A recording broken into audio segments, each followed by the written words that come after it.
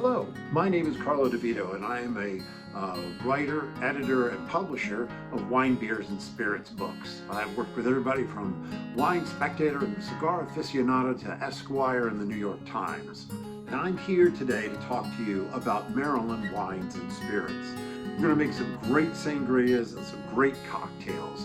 The idea is we want to feature local ingredients, and we're looking forward to some really nice, easy ways to really enjoy Maryland wines and spirits and have a little bit of fun with it, because it shouldn't be hard work, that's for sure. So we're going to sit back, relax, and I'm going to talk to you about some wonderful drinks that you can make for yourself or for when you have company that are easy to make and super easy to go down. Let's go. One thing about sangria recipes, if you're going to look real close, is that they usually have a wine component and then some kind of brandy or vodka or some other kind of alcohol. That's used to pump up the alcohol level so that you can get a good buzz going on and enjoy it as an alcoholic beverage. But on a hot, sweaty day, you really don't want all that alcohol. And if you've got a large party, you're not sure that you want to have all that going early on in your day. So in a number of these cases, and especially if you're looking to live a sober, curious, or a low alcohol kind of life, what I recommend is that you don't add the extra alcohol if you don't want to. It's a personal choice, and believe me, it's going to taste great either way. But that's one of those great things about sangria that you can play with.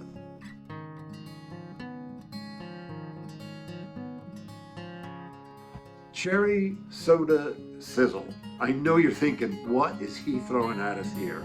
I'm telling you, if you're having a barbecue, this is what you want. It's great. It's got that black cherry soda thing going on, but it's also got wine in it. And of course, if you want to add that brandy or not is up to you. But it goes great with barbecue, and I can't tell you enough how many times we've served this, and it's just spot on. You're going to love it. I love peach season. Make me a peach pie, make me peach jam, make me peach chutney. I don't care, put it in everything. Peach salsa, I love it. But one of the great things about peach season, or if you want, you can use frozen peaches, which actually is a great secret. I love this light, easy to drink, sweet peach sangria. It's great for the afternoons, for a back porch sipper or by the poolside, but I'll tell you what, you can also dress it up and it makes a great opening drink for an evening soiree. So either way, it works wonderfully, and you're going to have a lot of fun with this one.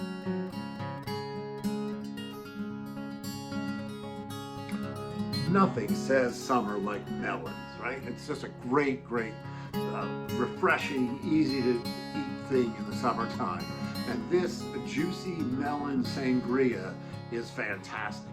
It's light, it's refreshing, and again, it goes great for the afternoon, or you can dress it up for the evenings. But it's definitely a summer drink. You're going to love it.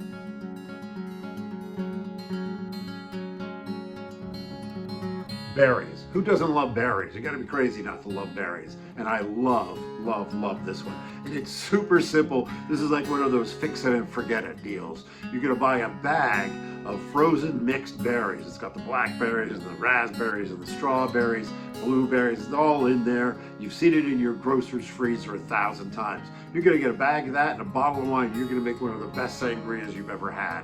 And it is a fantastic, fun, easy to drink, way too easy to drink, some might say. Sangria, you're going to have super amounts of fun. You're going to get tons of compliments for this one.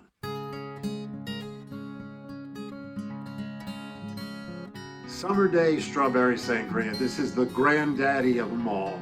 Having owned a winery myself for 15 years, this was the never miss sangria that we made for festivals, for our own sangria event, and for a lot of other events that we often did. And we use it for private functions as well. It's a fantastic, super easy thing. It's lemonade, pink lemonade if you can get it. It makes it much better. Frozen strawberries, and blush wine. You can use a dry rosé, or you could use a semi-sweet blush. You can even do white wine, semi-sweet white wine with it. It's fantastic that way too. This is a never ever miss. I cannot tell you how many times we've served this and this was just our easy go-to. I need to go to the grocery store and get out for 5 minutes and I got this. This is the one, and it will go all day long. You can't make too much of this stuff. Do double batches. I'm telling you, this stuff's gonna go fast. And we often made it without the extra shot of booze in it. Again, you could do that if you want, but usually we started, sometime during the day, and it might go all the way into the evening. We didn't want to get our guests too hopped up too early, so we went with the lower alcohol versions. But the higher alcohol version works just as well. Again, this is a never miss. You're gonna have a ball with this one.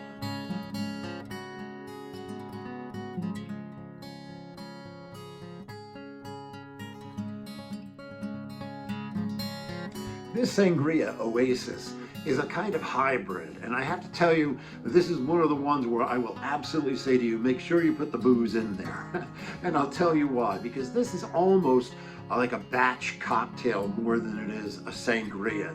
This is a very rich, lovely, fruity mixture, but the combination of the wine and the alcohol and the fruit, this is really a much more sophisticated punch. And the nice thing is this is a batch cocktail. If you're gonna have, anywhere from 6 to 10, 12 people over, you can make a batch of this and you can serve it like a cocktail, and it's super elegant. You can dress it up with a very nice garnish, and you put it in a rocks glass and people will love this.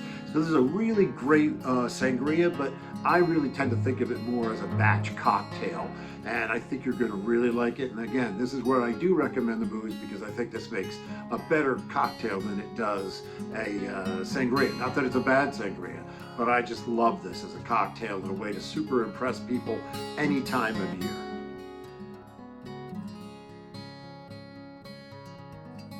Maryland Sour is actually a great cocktail. It requires a little bit of your attention. This isn't an easy one to do, I'm not gonna lie, but if you want to impress friends, this is definitely the one you want to serve.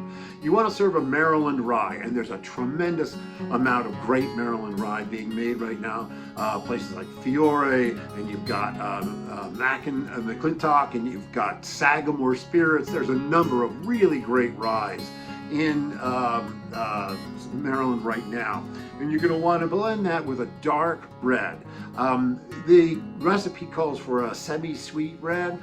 I don't always go with that. I just think you want a big red. I think you want something like a Cabernet Sauvignon, or you want a Merlot. You definitely don't want a Pinot Noir or anything light.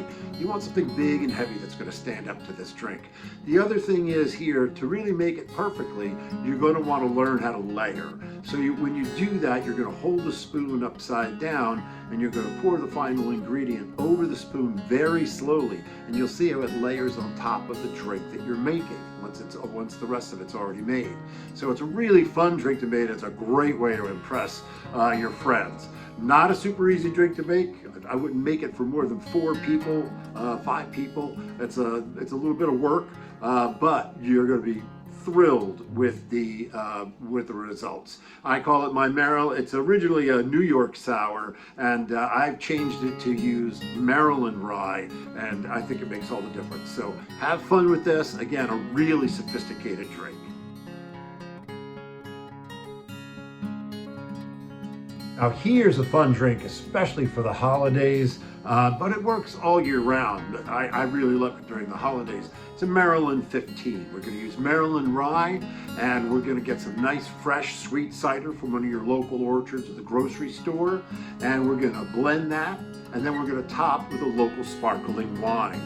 This is a great drink. This is a little easier than the previous drink, and it's a lot of fun. You can make this for a party. You can make this in a batch if you want, or you could do this in small quantities. But it's really, really simple to make, easy to do. You can make batches of 6 and 10 with this, really not with a lot of hard thinking to put it together. And it tastes great. The rye with that spice mixes with the cider, and then you're going to top with that little splash of bubbly that just sort of pulls it all together. I like to serve this in a champagne flute, but you're going to fill that champagne flute almost to the top, and you want to have a nice sprig of something. people have a lot of different fun with this one. You can either top it with like a piece of rosemary to give it a little bit more spicy note. You could do a beautiful sliced apple here. It just calls for it hugely. I tend not to use the cinnamon here. You've got enough flavors going on that I don't particularly like the cinnamon here, so I generally stay away from cinnamon garnishes for this drink. Great drink, again, a great way to impress people, or if it's just the two of you, a great easy drinking cocktail for two. Very romantic. Anyway, enjoy this.